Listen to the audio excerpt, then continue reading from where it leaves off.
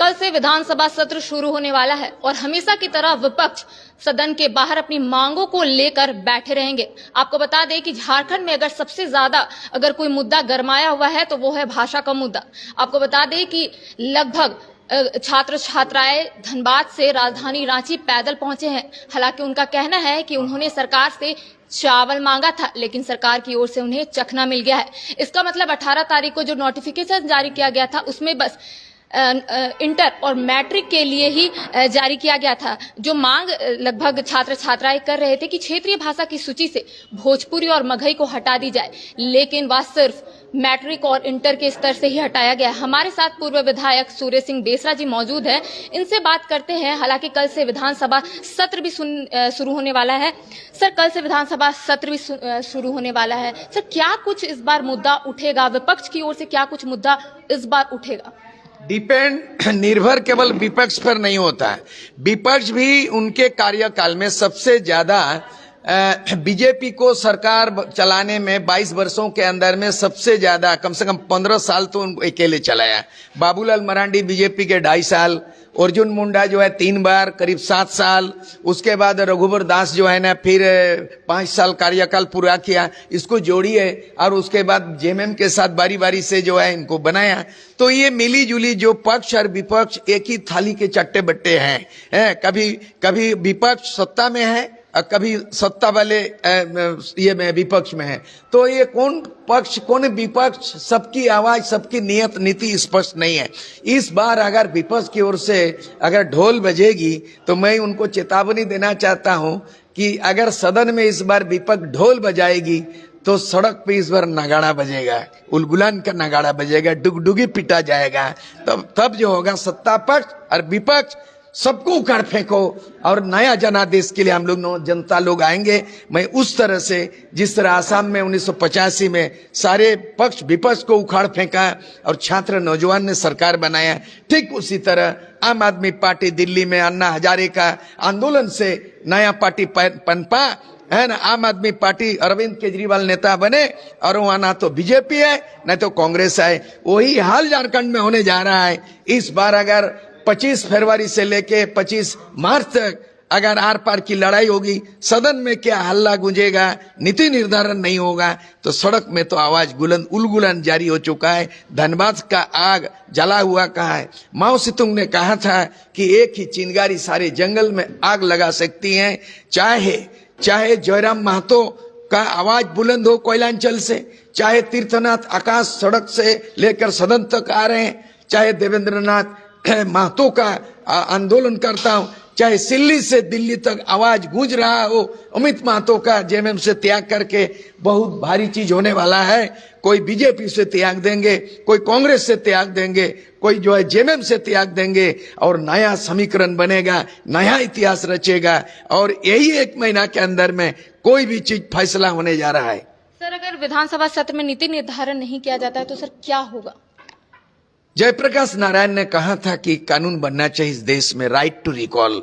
अपने निर्वाचित जनप्रतिनिधि अगर नाकाम साबित होते हैं, नायक बन के जिताते हैं, नालायक साबित होते हैं, तो उनको अपना मताधिकार का जो प्रयोग किया है अधिकार, उसे वापस लेना चाहिए। मैं चाहूंगा जयप्रकाश नारायण का 74 में मैं विद्यार्थी था हाई स्कूल के, मैं आज भी याद करता हूँ, किताब पढ़ता हूँ, तो जेपी की उस विचारधारा को झारखंड में सूर्य सिंह बेसरा लागू करेंगे कि अगर नाकाम होते हैं जनप्रतिनिधि, जन आकांक्षा के अनुरूप भूमिका अदा नहीं करते हैं, उसके नियत नीति स्पष्ट नहीं होते हैं, तो निर्वाचित प्रतिनिधियों को यहां से आवाज करेंगे। जैसे लोकपाल नियम के लिए अन्ना हजारे जो आवाज किया और अंततः हुआ, उन्होंने दिल्ली चलो कार्यक्रम किया तो लोकपाल विधेयक कानून बन गया।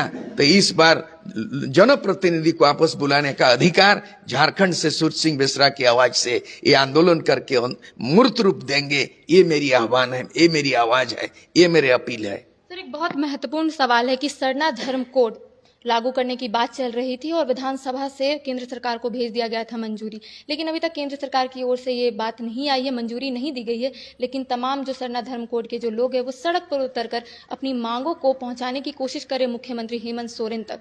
सर, आखिर कहाँ ये पेंच फंसी हुई है अभी तक? मैं तो शुरू में कहा कि इनको विधायक लोगों को ABCD पढ़ाने का बिना फ्री में पढ़ा सकता हूं मैं। संविधान के अनुच्छेद 25 में है धार्मिक स्वतंत्रता, रिलीजियस फ्रीडम। और अभी तक भारत देश के उस भारत के संविधान के 25 के तहत, धारा 25 के तहत 6 गो धर्म कोड मिला है, हिंदू, मुस्लिम, सिख, ईसाई, जैन और बुद्ध धर्म। 20 करोड़ आबादी आदिवासियों की है।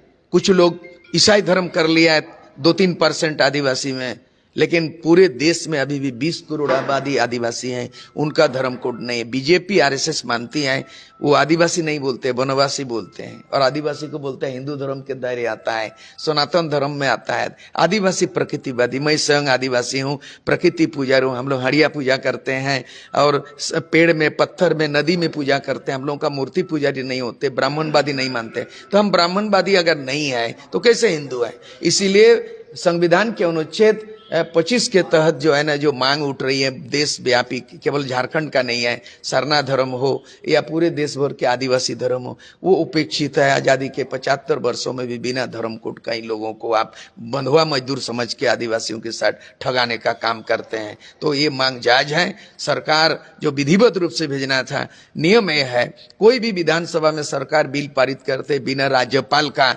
साइन के बिना वो मंजूरी नहीं होता है। केंद्र को भेजे जाने वाले, पिछले बार हेमंत सोरेन ने गलती किया, विधानसभा में एक दिन का सत्र बुला के सरना धर्म कोड प्रस्ताव पारित किया और डायरेक्ट केंद्र को भेज दिया। केंद्र ने लौटा दिया है फाइल को, मालूम होना चाहिए। उसको करना चाहिए थ्रो, गवर्नर के थ्रू जाना चाहिए। ये प्रोपोर्शनल मालूम नहीं इसको, कैसे मुख्यमंत्री और मंत्री संतरी बना हुआ समय। मैं इन लोगों को ABCD पाठ पढ़ा सकता हूँ, राजनीति का और संविधान का, विधि विधान का। सर, आपका ये भी कहना था कि विधायक को डिग्री लेना अनिवार्य है।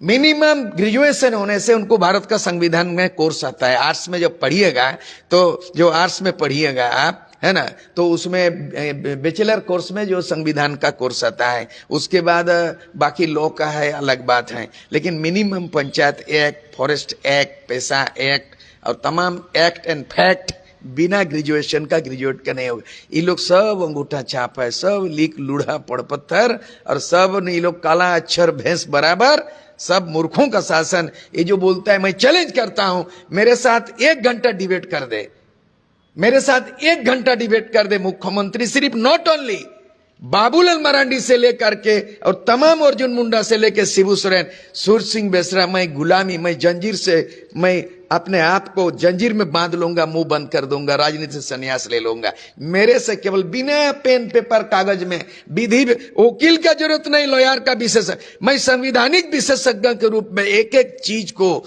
मैं पाठ पढ़ लिया हूं और मैं चुनौती दे सकता हूं। ये लोग कोई विधि विधान नहीं जान, सारी चीज पूरे देश कैसे चलेगा, प्रदेश कैसे चलेगा, मैं जानता हूं, ये लोग कोई नहीं जानता हूं। सर, भाषा विवाद की आंच अब राजधानी रांची में भी देखने को मिल रही। कई आंदोलनकारी राजधानी रांची पहुंचे हैं, पैदल पद यात्रा करके यहाँ पर पहुंचे। उनका कहना है कि हम लोग मुख्यमंत्री से सबसे पहले बात करेंगे कि जो वो लोग मांग कर रहे थे, वो मांग तो मिल गई है, लेकिन आधा अधूरा उन लोगों का मांग मिला है। बस इंटर और मैट्रिक स्तर पर मगही और भोजपुरी को हटाई गई है। ये मैं समर्थन करता हूं। पदयात्री को जो आंदोलनकारी है, होना ये चाहिए। इसको 9 भाषा है, 5 जनजाति है, 4 क्षेत्रीय भाषा है। 9 भाषा को पहले KG to PG सिलेबस बनाया जाए और उनको द्वितीय राजभाषा का दर्जा जो है ना 2012 में अर्जुन मुंडा के समय में पारित हुआ था, जिसमें डिप्टी CM हेमंत सोरेन भी है। आप लोग पूछ सकते हैं कि 2012 में उप मुख्यमंत्री थे और सुदेश महतो उप मुख्यमंत्री 2 थे, अर्जुन मुंडा मुख्यमंत्री थे। तो उस समय जो है ना 9 भाषाओं को जो है ना ये द्वितीय राजभाषा का दर्जा दे चुका है। वो फाइल में क्यों दबा के रखा है, इसीलिए उसको लागू किया जाए। और यहाँ भोजपुरी से मगही भाषा यहाँ वो अभी उचित तो नहीं है, पहले इनका नीति निर्धारण करे और बात की बात में क्या कौन छात्र आंदोलनकारी का ये भी कहना 1932 का खतियान लागू होगा। 1932 खतियान कहीं कहीं 1932 है, कहीं कहीं 1964 है और कहीं कहीं आगे पीछे है। कहने का मतलब है कि मेरा विचार है 1900 तो मॉडल है 1932 तो, लेकिन हमको लगता है कि अविभाजित बिहार में 1982 में 1982 में कार्मिक विभाग से एक अध्यादेश जारी हुआ था, नियम बना था कि जिला के अंतिम सर्वे के सेटलमेंट में जिन उनके पूर्वजों का नाम अंकित हैं जिला लेवल में उसी को मूल निवासी स्थायी माना जाए। और ये बिहार में भी लागू था 1982 से, और अलग राज बाबूलाल मरांडी के समय से भी लागू था। हमको लगता है उसको वो अंतिम सर्वे सेटलमेंट 32 से सिर्फ नहीं, जिस जिला में अंतिम सर्वे सेटलमेंट है उसको आधार माना जाए और झारखंडी नौ भाषा को जोड़ दिया जाए और यहाँ की परंपरा, सामाजिक परंपरा, संस्कृति को जोड़ दिया जाए। इसी में स्थानीय नीति होगा, इसी में भाषा नीति होगा, नियोजन नीति होगा, बस मामला खत्म। इसीलिए बोल रहा हूँ ना, मैं पाठ पढ़ाने आया हूँ इन लोगों को, नसीहत देने आया हूँ, आईना दिखाने आया हूँ। सूर सिंह बेसरा, मैं MA पास LLB वाला हूँ और 1990 का विधायक हूँ। मैं उस जमाना का नेता हूँ। सर, जिस तरीके से जब भी विधानसभा सत्र शुरू होता है, तमाम जो विधायक है वो सदन के बाहर ढोल बजाते हुए नजर आते हैं, अपनी मांगों को सदन तक पहुंचाने की कोशिश करते हैं। क्या विधायक को ये सब करना सही है? हमको लगता है ढोल मत ना जाओ। ढोल झारखंड की संस्कृति नहीं है। नगाड़ा बजाओ, और नगाड़ा जो बजता है ना तो पैका डांस होता है, उलगुलान होता है, चाहे सिद्धू कानू के समय, बिरसा मुंडा या कोल विद्रोह। ये झारखंड को ऐतिहासिक पृष्ठभूमि कोई ईंधन नहीं किया है।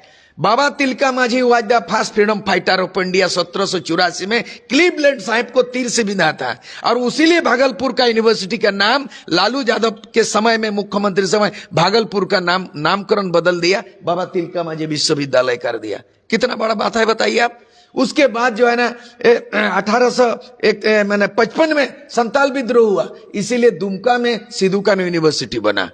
कोल्हान में अभी कोल विद्रोह हुआ 1801। मतलब आप जब तक किसी भी राज्य का ऐतिहासिक पृष्ठभूमि अध्ययन नहीं जानेगा, आपको जानकारी नहीं है, इतिहास का जानकारी नहीं होगा, तो आप कोई नीति निर्धारण नहीं कर सकते। इतिहास जानना होगा, स्वतंत्रता लड़ाई का जानना होगा, यहाँ के भाषा, संस्कृति, जल जंगल जमीन का। उसके बिना इस राज्य को बनाने का कोई औचित्य तो नहीं है। अलग राज्य बनाने का जो पृष्ठभूमि होना चाहिए, बुनियाद होना चाहिए, फाउंडेशन होना चाहिए, वो बहुत ढीली है। और बीजेपी के समय जो किया वो गलत किया, और इस तरह ढोल बजाने का इजाजत नहीं होगा।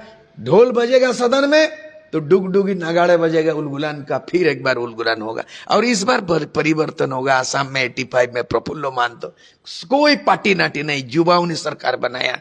आम आदमी पार्टी झाड़ू मार के बीजेपी कांग्रेस को साफ किया दिल्ली में। इस बार भी हम लोग झाड़ू ही मारने वाले हैं। इस बार अगर कामयाब हम लोग हो जाएंगे आंदोलन में, लोग फेल होगा तो नौजवान सत्ता में आएगा, खतियानधारी सत्ताधारी। एक ही स्लोगन कि 2000 इसके बाद जो सरकार गिरेगी तो सीधे खतियानधारी सत्ताधारी, खतियानधारी सत्ताधारी, यही हमारा नारा है। झारखंड हमारा है। तो अभी हमारे साथ मौजूद थे पूर्व विधायक सूर्य सिंह बेसरा, जिनका साफ तौर पे कहना है कि कल से विधानसभा सत्र शुरू होने वाला है और कई मुद्दा वहां पे रखा जाएगा, सदन के बाहर रखा जाएगा, आरोप प्रत्यारोप का भी सिलसिला जारी रहेगा। जिस तरीके से जब भी विधानसभा सत्र शुरू होता है, पक्ष और विपक्ष अपनी बातों को वहां पे रखने की कोशिश करते हैं, लेकिन कल से जब विधानसभा सत्र शुरू होगा और अगर कोई विधायक वहां पर ढोल नगाड़े बजाते हैं तो इधर से भी डुगडुगी बजाई जाएगी, क्योंकि झारखंड में जिस तरीके से कई जो मुद्दा है वो गरमाया हुआ है, या फिर भाषा का मुद्दा हो या फिर सरना आदिवासी धर्म कोड का मुद्दा हो, तमाम जो संगठन है सड़क पर उतरकर अपनी मांगों को मुख्यमंत्री हेमंत सोरेन तक पहुंचाने की कोशिश कर रहे हैं। और जाहिर सी बात है कि कल विधानसभा सत्र शुरू होने वाला है और तमाम जो लोग हैं वो अपनी बातों को विधानसभा सत्र में रखने की कोशिश करेंगे। कैमरा पर्सन विकास के साथ करिश्मा सिन्हा, बाइस्कोप, रांची।